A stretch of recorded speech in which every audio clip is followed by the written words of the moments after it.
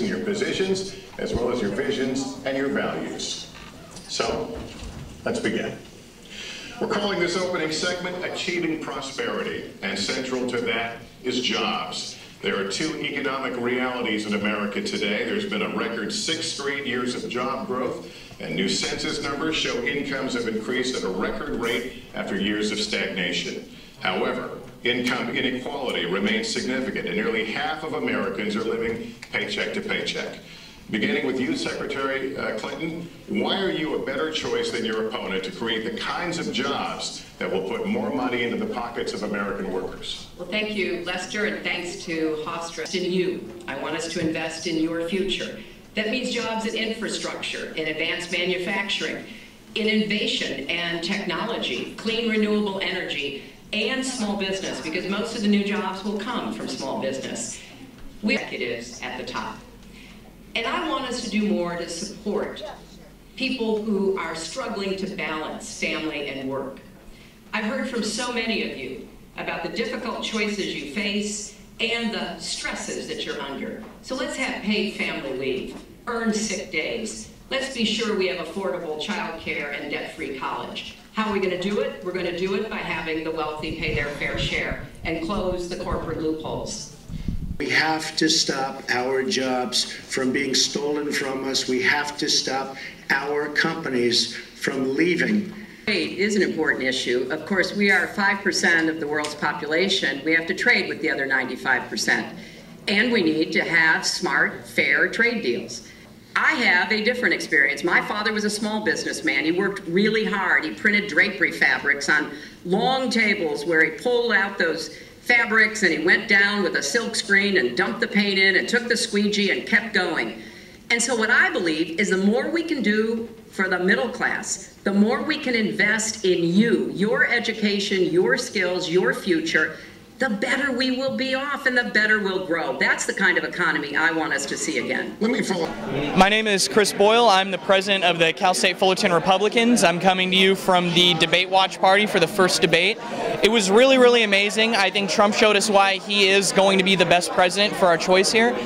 He's tough on trade. He's going to fix a lot of the trade problems that Hillary caused with NAFTA. He's also a better builder. He's going to build up American infrastructure without all the waste that we've seen so far from government. And more than that, he's going to fix the military problems that Hillary Clinton created. So it was a great debate to watch, and it was a really fun environment. Some of the issues that we really care about as students are job security once we get out of college, right? We're putting a lot of money into these degrees, we're putting a lot of time into it, so we want to make sure the economy is strong when we get out of college. That's why this debate's especially important, because our economy really does lie on a turning point. Trump mentioned that our economy has become a major bubble. That's something that I personally am very scared of. That's why I think Hillary would be a terrible choice for president, and why I'm really, really interested in this debate and this election.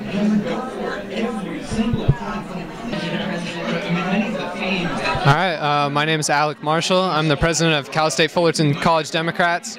Right here we have our own little propaganda mechanism. It's a piñata Donald Trump. It's a little bit of irony, so it definitely draws in a lot of student interest on campus. The reason I'm a Democrat is because I believe in things like social inequality and fixing them, making sure that everyone has an equal shot, like things like equal pay for equal work, gender inequality, racial inequality. Those are things that I see as important in my identification as a Democrat. As a club, we would really like to see not only college affordability, which I'm sure every student would like. We would also like to see student activism and participation in the political system increase. I'd really like to see students have a strong sense of self-efficacy when it comes to politics and feel like they can make a change and have an impact. As a club, we're really focused on things like affordable education, getting candidates who are really going to stand up for making sure that that students have a voice and say in government, and that aren't burdened too much by student debt. This election, like obviously Hillary Clinton is the go-to candidate for us. We're supporting her because she aligns with our ideals, and yeah, that's pretty much it. What?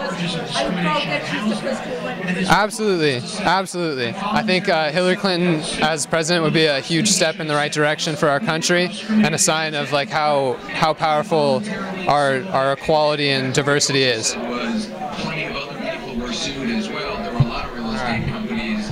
And he knew he was going to stand on this debate stage, and Lester Holt was going to... Hi, my name is Nidhi Patel. I'm a public admin student, 10 years old, and I'm going to be voting for Hillary Clinton.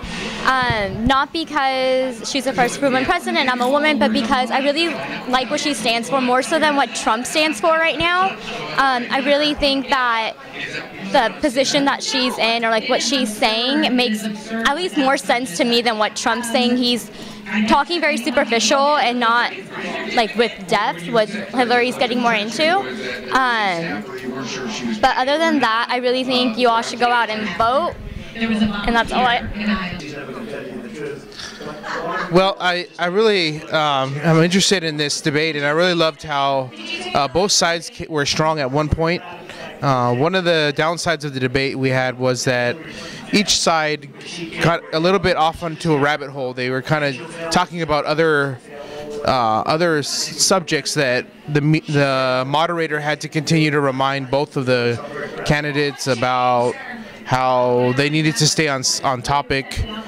And it kind of, I think it hurt both of them, but it hurt Donald Trump as well, because he was getting a lot of information out, and it looked bad on him because of some confusing comments.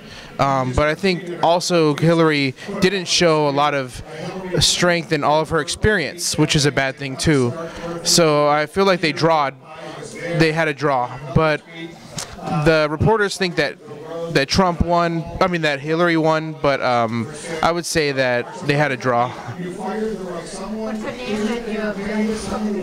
My name is Amanda Isabel Martinez. I'm the Chief Governmental Officer for the Associated Students. So some of the plans that I have for this year for the election is a CSU Votes calendar of events. So we are hosting all the presidential debates, even the vice presidential debate, and we are having bi-weekly and weekly voter registration drives, so where we'll have ice cream. We had Vote Vote Baby Ice, so we'll have ice cream and get people to register to vote. We also are being present at National Voter Registration Day, where Alex Padilla, the Secretary of State, will be there. We're having a cookout. We're also having a social media day where we're trying to push out hashtag CSU Votes to get students really in partnership, that they can make a difference, that their voice matters, that it's important not just to register to vote, but to actually go out and vote, and making sure they're educating on knowing how to vote, what that looks like. So that's just some of the things. We also want to make sure we're hosting all these debates and we're hosting all these events so that they feel we're nonpartisan, so that they feel they have a place to be open and sharing their minds and sharing their opinions, where there's not going to be hostile environments, but it'll be a positive experience. So that's what we're hoping to bring. We're hoping to just educate the student population, make them understand that their voice does matter and that voting matters, and that's how they make their voice count.